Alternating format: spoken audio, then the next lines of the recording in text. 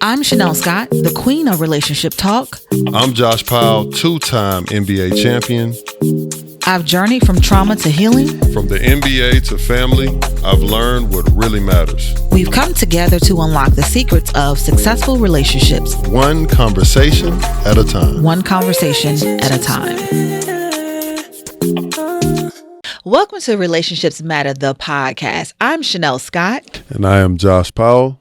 And we have an amazing episode for you guys today. We have comedian Marvin Hunter here with us today. Welcome, sir. Thank you. Thank you for having me. Yes. I was checking out your page and I was watching some of your shorts, right? And there was a short where you dealt with who comes first. Yeah. Does the wife come first? Does the children come first? Or does the mother come first? And, I guess we all have different perspectives. And I agreed with your stance. I think, but in my mind, I'm like, don't everybody have a place? Like, I think if it was a situation where, say if I was married, and I've never been married, so I don't know. And my husband, he had his mother and we were riding together. I think I would just get in the back seat. That would be your call. And that wouldn't be a wrong call. That wouldn't be a wrong call. My whole thing with that is, because to me, it's common sense. This is the woman you lay beside every night. This is the woman who nurses you when you're sick. This is the woman, if you drop the ball, she got to pick it up. She is the priority. That is the nucleus of your existence. Moms should understand that. Most good moms will understand that. You know what I mean? You can't be dibbing and dabbing in the situation and make your wife feel like she's second fiddle to your mom. At some point, you got to pop your mama tit out your mouth. You got to do it. You got to do it. But listen, let me ask you this. But I just feel like because everybody has a position, I just feel like you don't want to or you don't want to push, or, how some people can be territorial, or you don't want to kind of just push it in someone's face. Like, you don't want to cause dissension between your mom and your spouse either. I think if most times when you see issues within the family, it's because somebody has pushed somebody on the other person rather than letting it happen organically. True. But if you have a good wife, she understands that too. And I'm not saying you should neglect your mom. If you have a good wife, she would never let you neglect your mom. But your mom, I'll give you a situation. I knew a dude who was, his mom was very intrusive. Mm-hmm. She wanted him to build her a gazebo in the backyard. Mm-hmm. He started building the gazebo. We would work on it every weekend. Mm-hmm. The materials cost money. He ended up losing his job. Didn't want to tell his mom because he wanted to save face. Started pulling money out of his savings to build his mom's gazebo. But meanwhile, the mom's still talking greasy to the wife. And the wife had to break it down like, look, B, this is not his money. Right. I'm the only one bringing money in the house. He doesn't have a job. The money's coming out of the savings, so we're using my money to build a gazebo. And if you keep talking to me, I'm going to come over there and burn that damn thing to the ground. Now, I agree with you in that regard. You know what I'm saying? Absolutely. I think that there has to be some boundaries set at the very beginning. Yeah. Not to the point where you like pushing the person, but you have a conversation with your mom, like, Ma, I am married. You know what I'm saying? Kind of set the groundwork at the very beginning. And then there should be a level of understanding. But I just think about in my own family dynamic, because I am single. My mom, she was married to my dad, but they got divorced when I was very young. And I think about her introducing someone into the family dynamic, and it would be situations where this guy would come in like overbearing.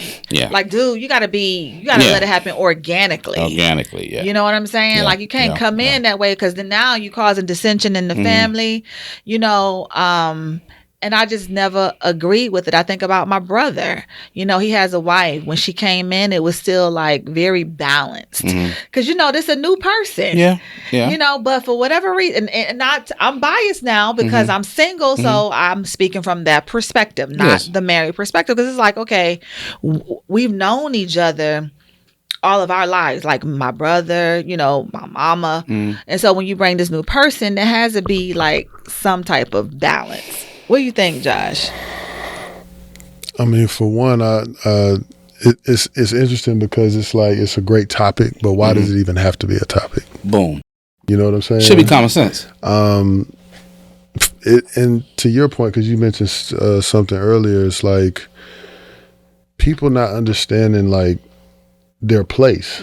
So I feel like that's why they get territorial. But it's like when you say their place, like as a family member, like I'm just thinking about if somebody say, like my cousin, she's not a wife, and I emphasize that because I feel away. Yeah. But our relationship is forever ruined because of a disagreement that she and I had. And he wanted me to respect her as his old lady. Yeah. And I just wasn't feeling that because I had a stance. I felt the way I felt. And I just refused. And I don't think I'll ever like have that conversation where I feel like I refuse to allow her to think that she's more important than me. I'm just going to keep it real with you. Because we can have a real conversation. So because of that, I can apologize to him because he's my cousin. We've known each other all of our lives. He's looked out for me, took care of me when I needed it. But I just cannot let her have it. I also think that the middle person, so your cousin, that person has to have common sense too to set the boundaries. Because I also speak on the topic about men who go through their whole lives and their wives and their moms are doing this. Are you kidding me? So you're going to live your whole life dealing with this. At some point, you need to set your mama down and your wife. Both of y'all getting on my nerves. And this has to come to an end. This is just crazy. So that person has to set boundaries too. So, to counteract maybe the territorialness or the friction too. It's a delicate dance. It's a delicate dance, but I know so many situations to where people, women and men are in hell because their in-laws are intrusive, and I don't understand why it's allowed. I don't understand why it's a thing. We shouldn't even be having these conversations. You know what I'm saying? That's my biggest point because even though I understand it, I personally don't like the title thing because basically, like for your example, it's like, well, if she was the wife, would you have treated her differently? No. I don't think so. So again, that's what I'm saying is like what you run into. But I also think too, like if a person has a significant other and they're building with this person, they're living with this person, there's all of these different dynamic, things going on in the relationship, then it should kind of be understood. You know what I'm saying? But it's also unfortunate too because even if you set people down, like you said, some people just ain't hearing that because there's no respect across the board for whatever the reason is. Then you get in a situation where you have to make a choice, unfortunately. You know what I mean? And in order for it to not be tricky, especially like, this is your woman or shoes on the other foot, or this is your fiance, or this is your husband or wife, you gotta make that decision. See, that's the part that I struggle with. Like the choice piece. When this actually happened, which was a couple of years ago, and I had a conversation with several different people just trying to get their take. And everybody was like, Chanel, I don't know when it comes to his lady, because the first go-to they say is sex, because that's his lady. And, I'm like, but why should it matter? I'm his blood. Like, it does matter. I mean, that's his woman. That's his woman. So he depends on her more than he depends on you. That's it. If he loves her, he depends on her.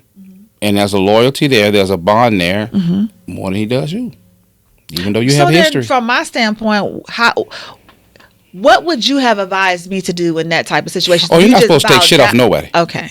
You're supposed to take shit off nobody. But also to piggyback off of that, I think to understand that still doesn't mean that he doesn't love you or value you. Yeah. I think it doesn't mean he doesn't love you because it's like, oh, you signed with her, so that must mean. Don't do that. Don't do that. That doesn't mean he doesn't love you, but that's who he lays with. That's who nurses him when he's sick. That's maybe the mother of his kids. I don't know if they have children. They at the time they didn't, but now they do. So I know that relationship is irreparable forever. Yeah. Because of that, but you're not supposed to take shit off nobody. No, it doesn't matter. It doesn't matter. There should be boundaries set with people, and just because that's your cousin's wife, you're not supposed to take crap off of her. You know what I'm saying? But because I wonder, because I was when I replay it in my head, like I'm like, how could I have handled that differently? Where because he never took sides until that day. Yeah, you know what I'm saying. That day was just a different day. I think it was more spiritual than anything because, there were some other underlying things going on. Are you alpha? I am definitely an alpha. Baby, she's an alpha. That's a problem right there. So that's gonna, maybe he knew it was coming. Maybe he said, "Why you gotta jump off the like?" He was the type of man. He is the type of man where he'll defend in front of her, but when she's not around, it's like, you know what, Chanel, I was just, and I don't like that, because now you just disrespected me in front of her, and then you come back to me when she's not around trying to smooth it over with me, but I'm already offended. That's so rough. Then you sacrifice my feelings for her. You cannot play both sides of the fence. He lay up with her every night though. That's the part keep that going back to that. Part I don't understand. Like, I think if it was me and it was a family, like my spouse or my man and a family member of mine, I would have, whether I agree, right, wrong, or indifferent, I think I would have been more of a mediator. I wouldn't be like, well, I lay up with him. Yeah. I would try to, handle, because I don't want to not speak to my family because of this person. That man can get both his arms cut off tomorrow. He going to expect this woman to wipe his ass. You ain't going to come on there and do it. Yeah, you're right. so there you go. There you go. Hey, cuz. Kind of nasty back here. I need you to come. You come tighten me down. You ain't gonna do that. Cause I don't know to tell you. Cause I'm not coming over there and wipe your ass. So Marv, when we get back, I want to talk to you about your service, and I also want to tap in to what that part of your life looked like, traveling and different things like that. The reason being is because we know experiences shape and mold us. Yes. And it does in regards to so many things. And because this is a relationship podcast, yes, we definitely want to find out how that experience shaped and molded you. When we get back, Relationships Matter, the podcast. Relationships Matter. Welcome back to Relationships Matter, the podcast. So we're here talking with Mr. Marvin Hunter, the comedian. And Josh, you had a question for Marvin. What was your question? Absolutely. Well, first of all, thank you for your service, you know what I mean? And got to salute you, brother, you know what I mean? But I wanted to ask you to kind of talk about that part of your life, talk about touring, just whatever your different experiences is, because where I'm going with it is, those experiences and how they shape and mold your perspective as far as relationships go. Okay. Now, obviously, personal, friends, whatever, but, just kind of want to touch on that, and then we'll dive into the rest of it. Well, I was stupid. I got married when I was 20. Oh, wow. Like an idiot. And I was not ready. And your vision of the world is formed by your family dynamic. Mm-hmm. And so whatever, how I see my mom, my dad relate, that's how I thought relationships supposed to be. And it was a disaster. It was a disaster. How was your mom and dad? So that way we can have some context. She didn't work. She didn't work. She never worked. My dad worked 2-3 jobs that supported us. And so I assumed that this was man supposed to do. But fuck that. You got to work. You got to do something. You can't just be here. You know what I mean? And so that was an issue. And so it's just a lot of bumping our heads and getting married that young. I would never advise anybody to get married in their 20s. You don't know who you are. You think you do. We all think, oh, I know I'm you have no freaking idea. But when you're 20, you are an idiot and you don't know it. And so, listen to people. Everyone advised me that I should not do it. And I did it anyway. So it was very difficult.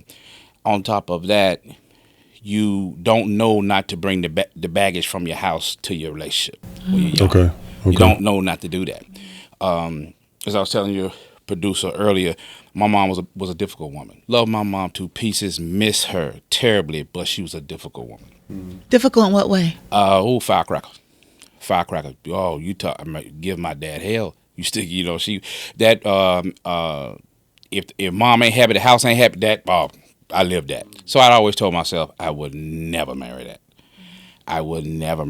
And it has affected me throughout my life for good and for bad, because to this day I don't do volatile people at all.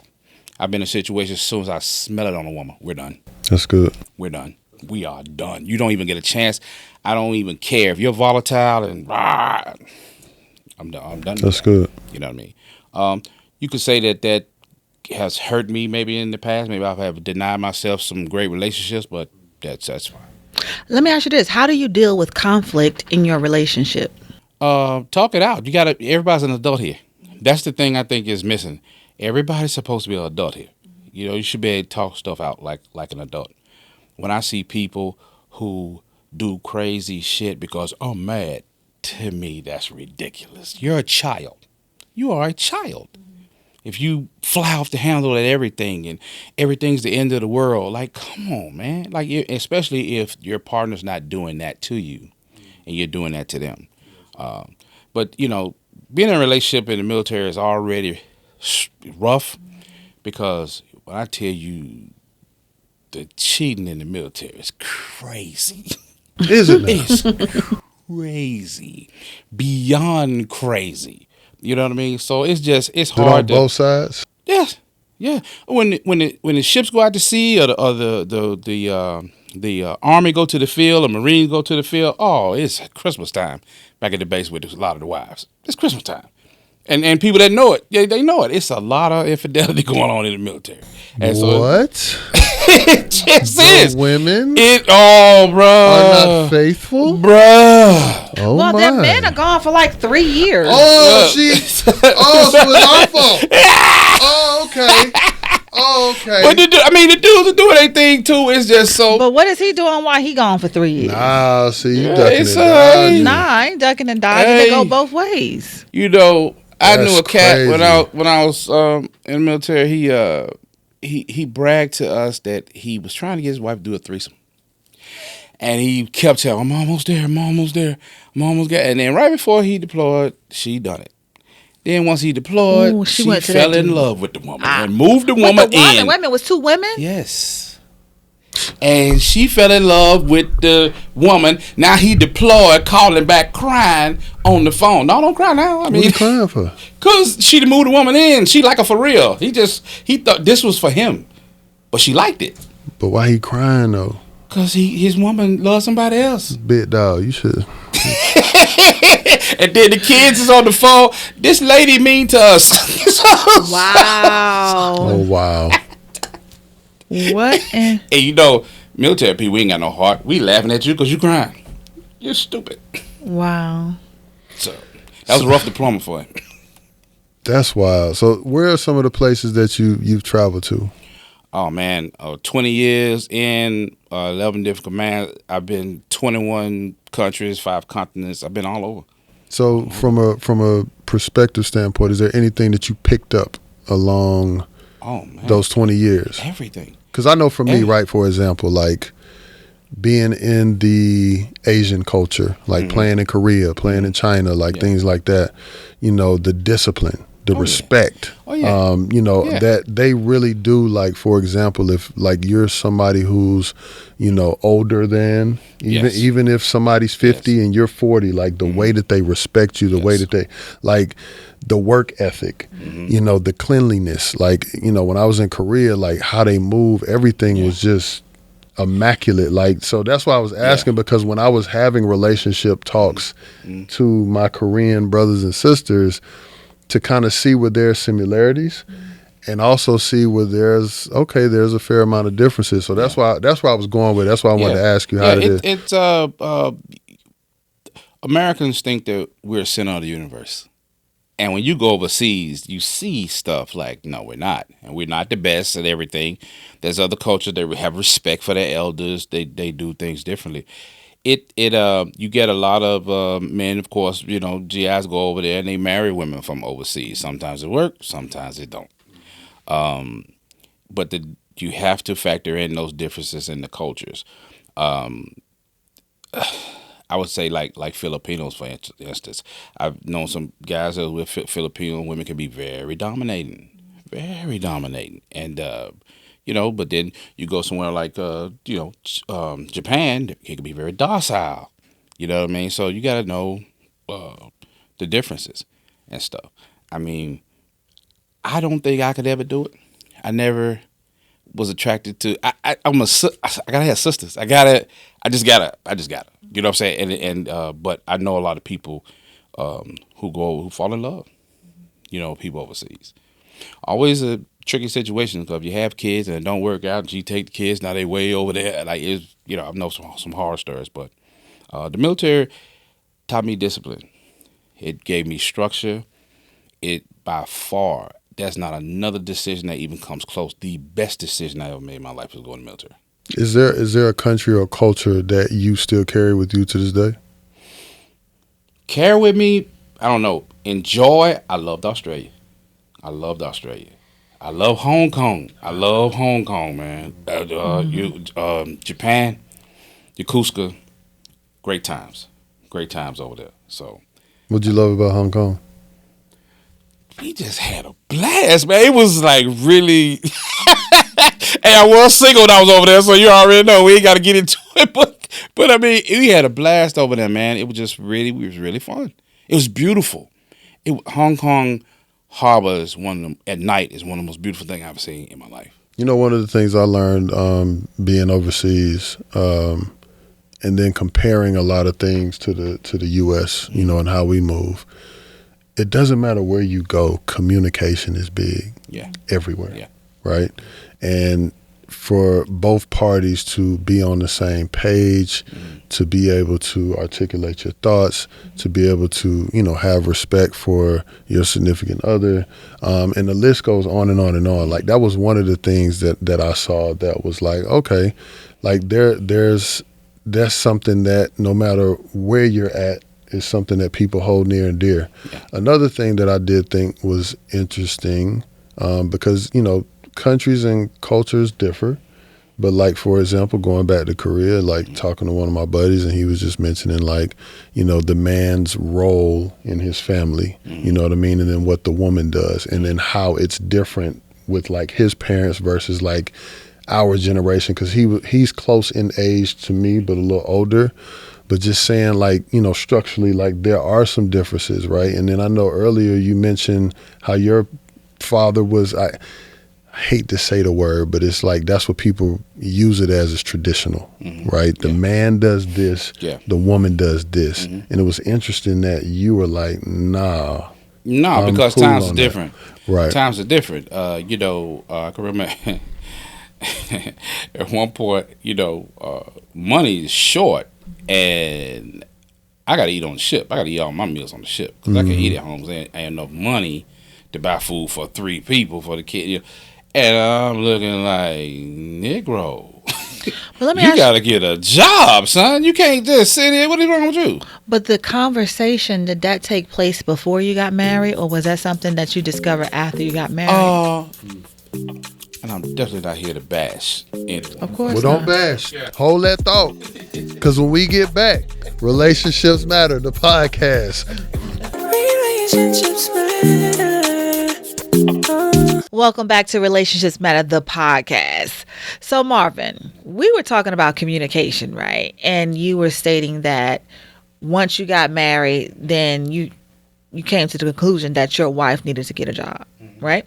And I was asking you, did you not have that conversation before marriage? Well, I was 20, so I'm stupid. You don't even know how to have conversations. It's assumed. Folks had a job before. Folks had a job when you met them. You would think folks keep having a job. And when you are E1, E2, E3, especially back then, you weren't making no money. Right. You was making no money. You was ass out. So you had to have, you know, a double income. Well, I remember we were staying in San Diego. This is like in the early 90s. Gang culture is very prevalent out there. And I'm from a small town, and she's from a small town. And one of her things was that she was scared to get out there. There's gangs out there. Well, I tell you, your ass better join one. You better join one of them, because you got to get out here and go work. I don't know what the hell going on. You know what I'm saying? You so it was always an understanding that she had to work, even if it was unspoken. It was never, like, you never said you never said you can stay at home. Like what? No, never said. That was never said. No. You know what I'm saying? She was older than me too, but anyway. But you know, it was like, you know, I got the baby. Well, you better duct tape him to your ass. I don't know what I have to tell you, because the bills are due. Wow. And what's your take on traditional? Yeah. I'm a traditional dude overall, but we are living in different times financially, and I think that. But it was getting that way back in the '80s though, where because Generation X, we had pretty much had to raise ourselves because most of our parents. I just was my personal situation. My mom never worked, but most of my friends, their moms worked. Their mom and their dad worked. So you had a latchkey, you had a key around your neck. You walked to school, come home, had to go in the house, lock the door, don't let nobody in, take meat out the thaw. Young kid, you 7, 8 years old doing this. Absolutely. So I'm a traditional dude, but I think that you can't really survive unless you really bring home the bag. If you two working class people, it's hard to survive if you got kids and only one person's working. You know, but they hard on people behind this topic. You know what I mean? And I always find it interesting to get different perspectives, especially people that are like 40s, 50s, and on, because change is good, man. But I think if you talk to a woman now, especially like, for Chanel, for example, like she does really well for herself. She's ambitious. I don't think she would be like, no, I'm not gonna do nothing. Like even if a dude came in, because a lot of most women are like they're go-getters. You know what I mean? Women can do so many amazing things. Yes. You know what I mean? And not just as far as getting money, but even from a relationship standpoint. So, for those that feel strongly about like, nah, you need to go basically kill yourself, and we just it is really crazy that the traditional is like a taboo word, but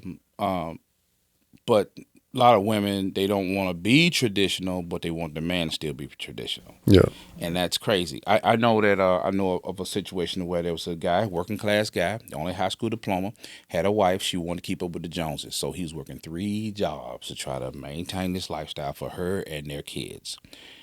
She never really worked, and when she would work, it would be a cashier job, and she felt like I get to keep all of my money. He was never home. He just ate there and slept there. He was always gone. He couldn't enjoy the kids, and then meanwhile, she's cheating. She's cheating her ass off, and it came out, and he was completely heartbroken. But it's like you put yourself in that situation. How did he put himself in that situation? Because he bought into it. A man's supposed to provide. My friend got a nice house. They got a nice car. Why you can't? You're less of a man. You're not a man. You can't get this for me. Do you fault him though? Do you fault him for that? Yes. Really? Yes. Because are you serious? Or you gonna kill yourself?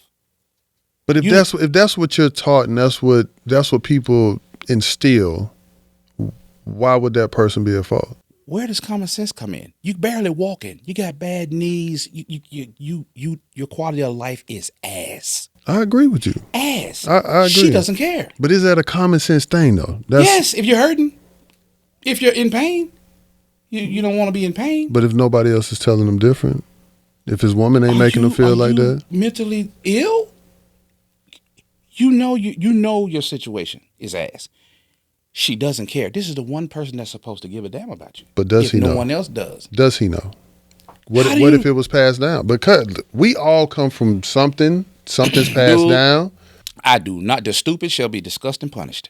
That is life. Someone told me that my young, the stupid shall be punished. You can't walk around this world being stupid and then expect stupid stuff not to happen to you. How do you not know that you don't have a good quality of life? How do you not know that this person doesn't care? And not only you working 3 jobs, he worked at a plant and he cut grass and he cleaned up buildings. She don't want to go help you clean the freaking buildings up, and she's constantly browbeating you because you are not able to provide her a life that she feels like she deserves. You know why he might not know? Why? Because his family passed it down. You know why else he might not know? Because 10 of his closest partners are living the same exact way. No, they wouldn't. I know him. No. In another situation, not that one. I'm just saying in another situation, if he's not able to like actually see that, he may not know different. But if you're saying he had examples and people that were speaking on that, then I understand. Because his family hated him. And he would constantly see it. Then I understand that. But I'm asking you the message to the person that can't see that. How do you not see it? It could be ego or pride. It could be something within him. Maybe I'm different. I'm perceptive. I just can't Some men they believe that they should provide. Like that is, and I believe I'm traditional in that. Yeah. I do believe. I think that women need to feel safe. Men need to feel respected. I think if those two things are straight, that's the foundation of everything. So a woman should feel safe. So you should be able to provide, but you can't kill yourself doing it. How long was you with your first wife? 11 years. 11 years. In that 11 years, did you feel like that was forever, or was there something that you saw at the beginning? I knew it was ass early. But when you in the military, you deploy. Distance creates fondness, and by the time I get back, and then everything's I'm about to, my head's about to explode. I deploy again. So why was that okay for you to do that, but the guy who's in another situation? I had relief. Well, maybe his relief was working 3 jobs. And trust me, brother, my situation wasn't like his. I'm just asking because I'm not saying the specific details on the situation. I'm just saying in general the mindset. Because if what you're saying is, which I'm not saying it's a bad thing, right? You're saying like, look, common sense got to kick in. You got to know better. Like we can't keep doing that, right? Where I'm going with it is for people that are in situations they ain't got no business being in. How do we escape from it becoming 11 years? Why can't it be 7? Why can't it be 2? Why can't it? I get what you're saying, and the only excuse I can give you is that at the time, every time it became unbearable, I had an option. I had a relief valve, which was deployment. Got you. Okay, that's fair. Yeah. That's fair. I think because definitely the signs were there. Definitely. You know what I'm saying? But was she working while you were deployed? Sometimes yes, sometimes no. So you was sending money and back, right? Yeah. Okay. Yeah. It was the only money we had, so I had to send it back.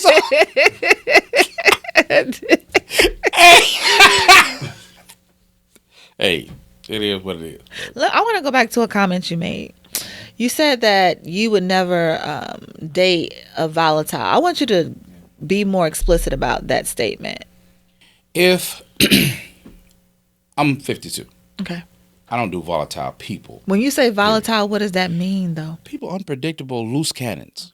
And there's no reason for you to be an adult over 30 and be a loose cannon in this world. I don't understand those kind of people, especially dating those kind of people. And this goes for women and men. If you dating a man and you can't take him nowhere, you don't know what he's capable of doing, what he's going to say to people. If you dating a woman and you can't take her places and she doesn't know how to move around in certain crowds and stuff like that, that's ridiculous to me. Yeah, it is ridiculous. Why be with a person like that every time? Because it's your safety. It's all those. Yeah, every time in my life when I've run up on a woman and we're seeing each other, and once I see that on you, I'm done. It doesn't even. You could be the best person in the world, and once I see that, I ain't got no time for that.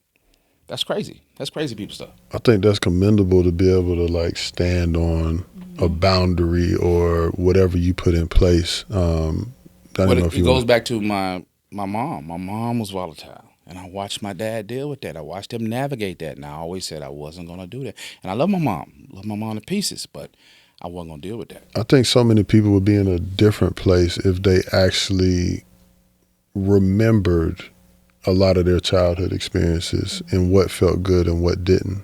But when we get back, because we didn't finish talking about, right, we spoke about mother, wife. Yeah. Okay. But I just want to go back real quick because this is a heavy topic for so many. Yeah.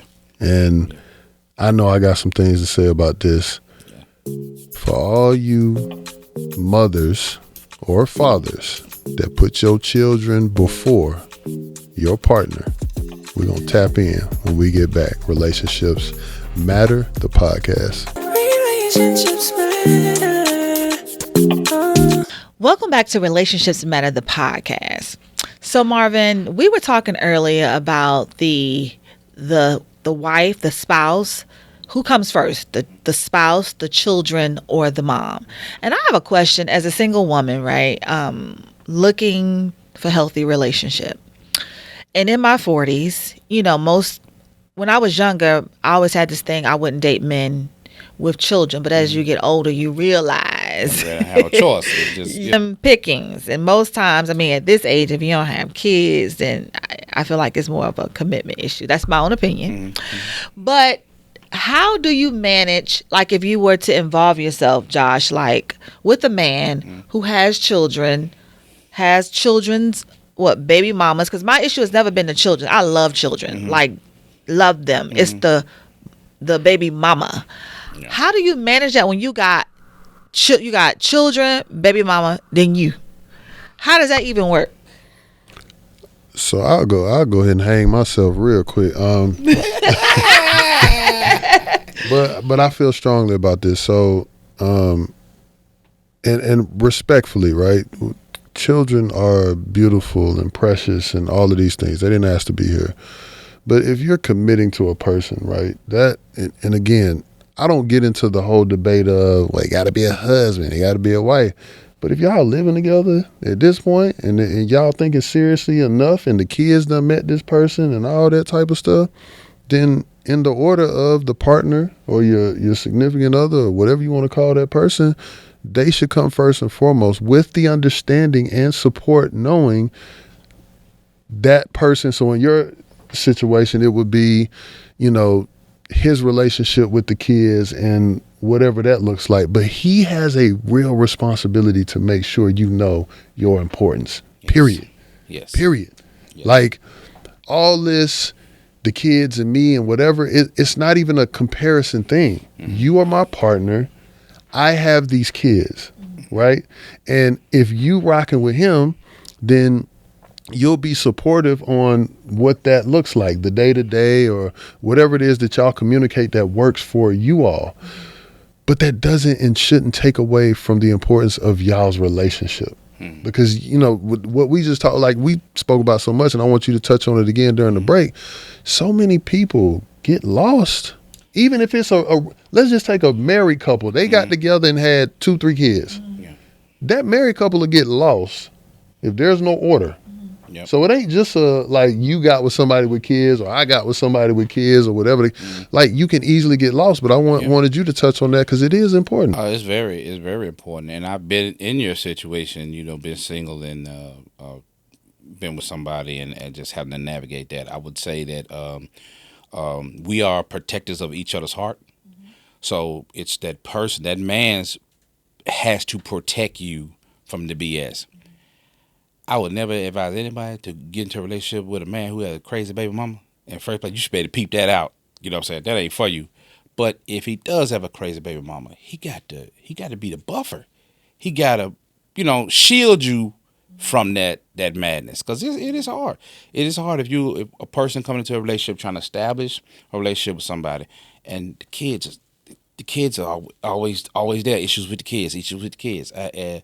And then you got to think, too, when is a good time to introduce your kids to a new person? People do that too fast. I've been in a relationship with somebody, trying to be in a relationship with somebody, and she introduced them kids too early. And then every time I come over there, it's a task. Who the hell am I? Bob Vila? Every time I come over there, it's bunks beds got to be put together. Now, next time I got to fix a skateboard. Who the hell I'm Tony Hawk? Who am I? Where they dad at? You know what I'm saying? What am I doing? Now I got to chop down trees in the backyard. Now I'm Paul Bunyan. So what? I got to wear a lot of hats to be over here, and I don't even know if I like you good. I don't even know if I like you good yet. And now you putting the kids into it. You know what I'm saying? So people do crazy stuff, and then go back to your point about the people being married. We know so many kids, so many people today who they put so much energy into the kids. They lose themselves. They ain't had a date night in 10 years because they always at dance recitals and they always at football practice and they always doing this. We need to go back a little bit to back in the day where daddy get the big piece of chicken. Like it's a hierarchy in the house. You know what I'm saying? And the kids need to understand that it's healthy for a child to see you putting your husband first. It's healthy for your children to see you putting your wife first.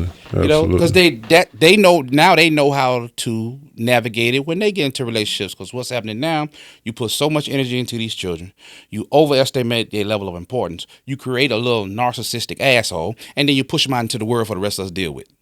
Yeah, no, thank you. And that's what we got. What do you feel is a respectable time to make an intro in a situation like Chanel was mentioning? To bring the kids, to introduce a new person to the kids, it depends on how you feel. You know when the time is right. I've been in a situation where I know I was seeing this young lady and she had kept a little girl away from from us, and that was cool because again, I don't know if I like you yet. Mm-hmm. And then she brought the little girl around, and of course I'm the man, so I planned out a date. We were supposed to go to the movies and the fair and dinner. We get to the fair, and the little girl's precious, little precious girl. I'm walking around, I'm winning all the things for her and stuff like that, getting her stuffed animals. Now I'm smart and I can peep some of them games. You could cheat. So I done figured out how to get around some of the stuff to cheat. When she peeped it, she stopped everything, got on her knees down to the little girl, said, "You see what he just did? He's wrong. Don't you ever do that. Don't you ever, and you going to browbeat me in front of this child that you want me to make an impression for?"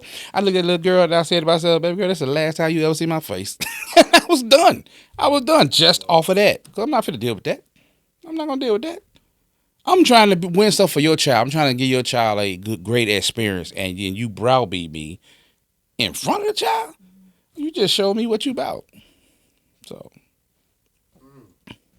I want to ask you because I hear you say that. I heard you talk about your mom. And what type of woman are you attracted to? Like, describe the characteristic, the qualities. I just want to get an idea of what it is that you like. I have always been attracted to women, and not in a sexual manner or relationship manner. Women who are women, who are ladies. This era of extra masculine, rah-rah over the top, it don't do nothing for me at all. I can't get down with it because I just feel like in a relationship, there's a man and there's a woman. I mean, you can't, only one person has a penis here. So you can't two of us have a penis. I'm not gay. So but wait a minute, I'm not being gay, but I mean, I don't mean to interrupt you, but you said, so it's okay for the other side, because you saying, are you talking about in terms of dominance? No. Just people, we have gotten away from, do you know if somebody's nice to you, you're taken back today? You ever notice that? How if somebody do something nice for you, you actually like, oh, wow. Because we're so used to people being assholes. And it's like, with women, for some reason, when you have an ass, I can't do it. I notice how you treat the person at the restaurant. If you're talking crazy to the staff. I notice how you don't have empathy. A woman, we require men to be providers. I feel like women at some level should be nurturers. If you don't have a nurturing bone in your body, I peep that. If when you see a baby, you don't be like, oh, if some women ain't got that, they ain't got that gear. I peep that. I guess. So I do another show with some ladies. I do a show with Vivica Fox, Selena Johnson, and Kendra G. And we were talking about like someone, like I'm in my 40s, right? And they was talking about like alpha female and the being aggressive. And really for me, I've been forced to operate in that space. Yes. Because I'm single. Yeah. I'm not married. Yeah. You know what I'm saying? So I got businesses that have to be ran. Yeah, I understand. You know what I'm saying? And so one would say, oh, she's aggressive. But I have to be. Like, at this age, I would love to just be soft and have someone come in and say, I got it. Yeah. And I'm like, cool. Let me just sit back. But that just don't exist today in my world. I understand. At all. And it goes back to trauma. It goes back to childhood. But I say, like, I watched my mom be that, and it ain't said well with me. And I watched my dad dealing with it, and that's but I don't mean volatile, though, like you say, rah-rah. I don't mean that. But because when you say volatile, I mean, I guess I need you to describe, like, or you mean just flipping over everything, tripping over everything, or just someone who's aggressive? Everything is an attack. I'm going to stand up for myself. I'm going to show out in public. I'm going to show out in private. I'm not going to, I have no couth. I'm going to act, react. That is crazy to me. Definitely trauma. That we deal with that in society. It'd be a man or one. I know men that act like that too. And the woman's calling like, baby, calm down. Baby, calm down. That's crazy to me when you deal with that. So you say, who am I not attracted to? Is women that do that. I can't do it. I understand. You gave me a better, cause I wanted you to kind of elaborate on what you mean when you said it. But I understand. There's nothing wrong being an alpha female. Yeah, nothing wrong being a strong woman. It's the volatility You know what I'm saying? I think Jay-Z got a line about knowing how to move in a room full of wolves. Yeah. You got to know how to move. You know what I'm saying? But why do we associate strength with having to be aggressive in some type of way? Thank you. But we'll get back to that. Because Miss Chanel Scott gonna answer that. I sure am. Relationships Matter, the podcast. Don't worry about it.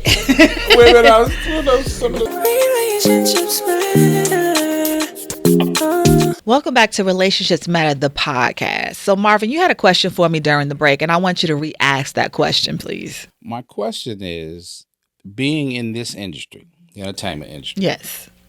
Do you find it more a necessity to be more aggressive to protect yourself, to not get taken advantage of?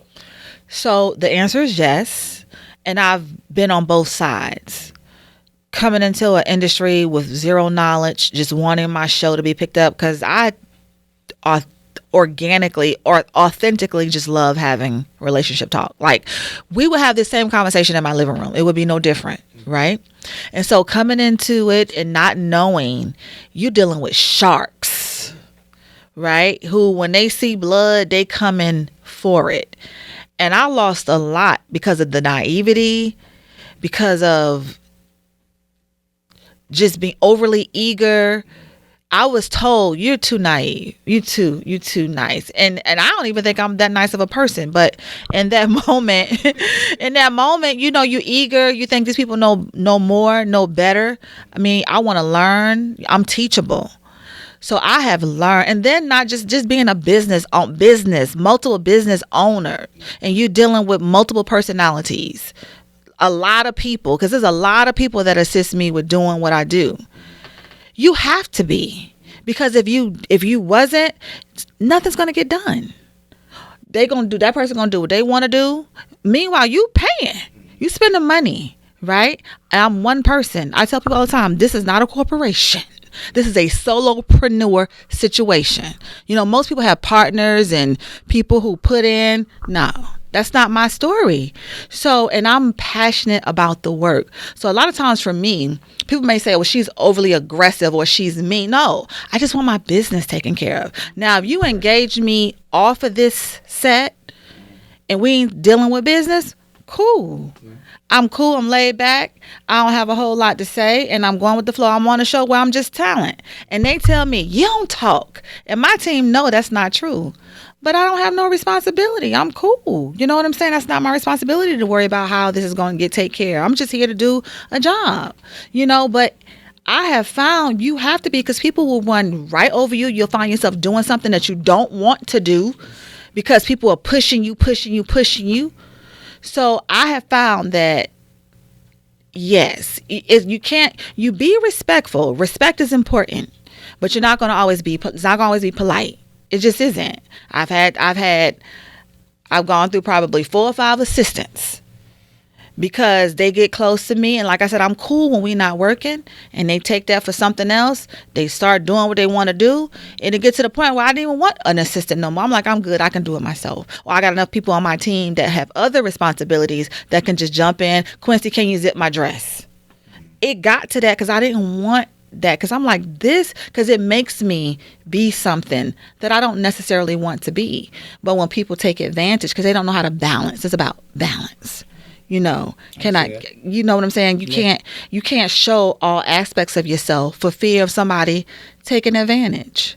So what I heard was that, for example, in regards to a specific business, you came in, were very passionate, and you were learning. Therefore, you didn't have the knowledge that you had now. Right.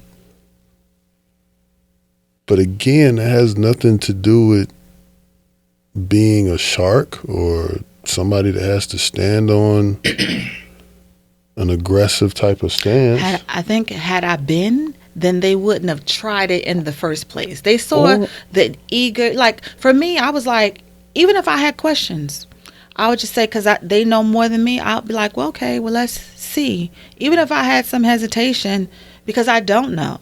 and you got to trust somebody. You got to be able to trust someone. And for me, I didn't have anybody in my circle who really had my best interest at hand.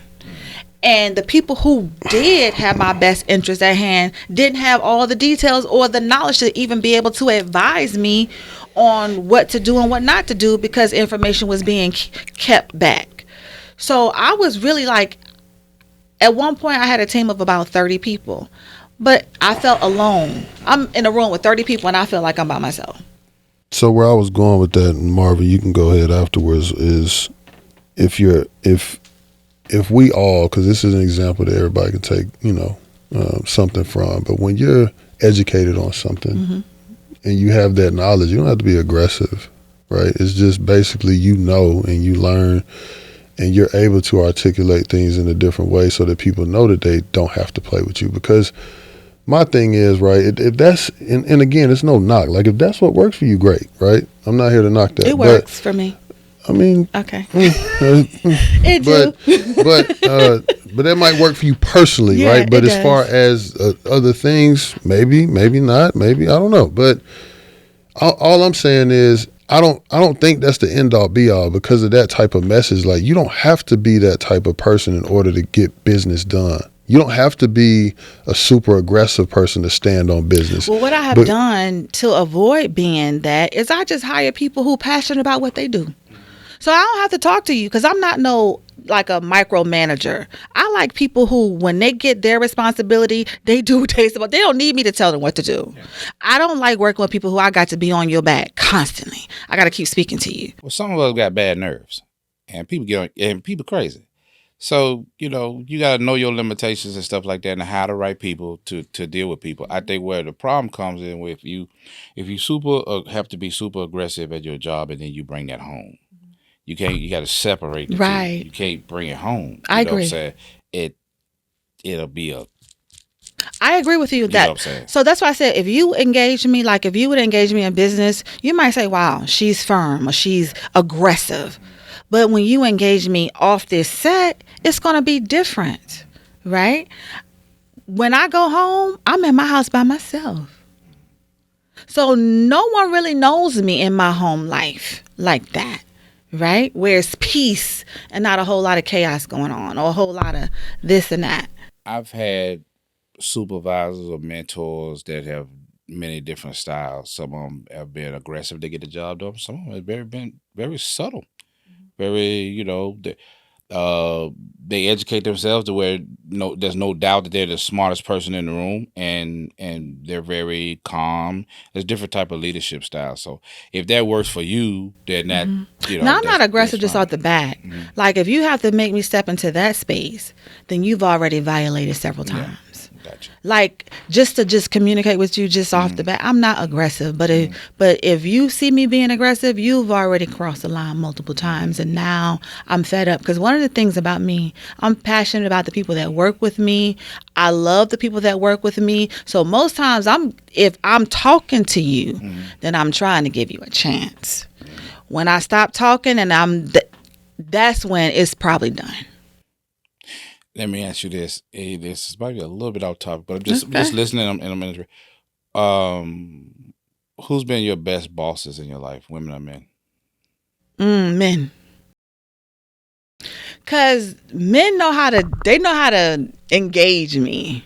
It's no competition. There's no intimidating factor there. I stand 6'1" too. That's been a challenge in the workplace even before getting into this business. I stand 6'1". Most women are shorter than I am, right? So you got that before I ever open my mouth. You've already sized me up. But my best bosses have been men because, like, most of my team, like, I got a few women, but my team is men. It has been. Like, I got one main right hand, and we have our moments. We talk about it. We move on. They don't hold on to it. Women hold on to it. Have bosses been aggressive? No. Aggressive? No, because we know how to talk to each other. It's usually with the women, it's like they challenge or it's an intimidating factor. I got to show you something. And me, I have never been the type of person, because I'm confident in who I don't got to do all that. You know what I'm saying? I'm confident in the space that I operate in. But most time dealing with women is more of an intimidating factor, or I got to show you. And like what you're saying about taking it home, taking the aggression home, separating from back to what we was talking about with the separation between who's more important, the mom or the kid or the wife. A lot of people that I know, one situation in particular, when I go back to the gazebo story, the mother was the boss at her job, and she would bring that aggression and I got to be in control, and she would bring it home, and she would dominate her son, and so he just accepted it over the years, and the wife would have a problem with it, and the mother could not turn it off. She could not turn it off, you know what I'm saying? And then he, for whatever reason, could not control the back and forth between his mom and his wife, because his wife was an alpha and his mom was an alpha. But the mom had this, she was a short lady. I don't know if it was Napoleon complex or what, but she would just rah, rah, rah, just my way of the highway. That's my son. She actually told the woman, I knew him before you. She told the wife that. I knew him before you, which that has nothing to do with nothing. But, relationships can be tough. You definitely have to separate your at work persona from your family persona. It could destroy your situation. So do you think, because I was interested in your stance on the volatility of a woman. That's where I was going with the conversation. Volatile men are a problem too. Because it's like, because sometimes people say, well, they're volatile and not necessarily, everybody has their own way of communicating. It doesn't have to be rah-rah and all over the place and doing all those different things. But that's where I was going with the conversation. So I think in that story in particular that you're speaking of, the boundaries hadn't been set. And obviously it seemed like he married someone who was just as domineering as his mother. She took it as long as she could.